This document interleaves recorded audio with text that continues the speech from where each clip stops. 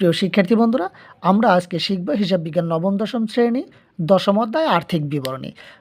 আর্থিক বিবরণী অধ্যায়ে যদি কোনো উদ্দীপকে আমরা দেখতে পাই যে ভাড়া 120% দেওয়া রয়েছে, তাহলে আমরা ধরে নেব যে 20% টাকা অগ্রিম রয়েছে। তাহলে 45,000 টাকা ভাড়া বাবদ তাকে আমরা পরিচালন ব্যয় হিসেবে গণ্য করব এবং কতটুকু আমরা অগ্রিম ভাড়া দিয়েছি তা জানার জন্য আমরা এই 45,000 টাকাকে 120 দ্বারা ভাগ করব। 120 দ্বারা ভাগ করলে আমরা পাবো 375 টাকা। যেহেতু 20% টাকা বেশি দেওয়া হয়েছে তাই 20 দিয়ে আমরা গুণ করব।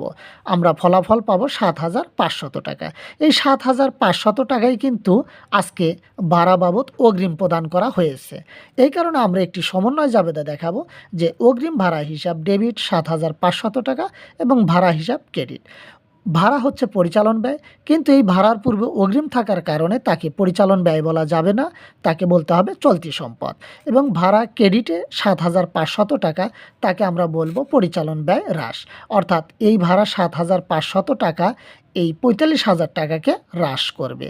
তাই এই 7,500 টাকা যে ভাড়া বাবদ ক্রেডিটে রয়েছে তাকে আমরা বলবো পরিচালন ব্যয় হ্রাস।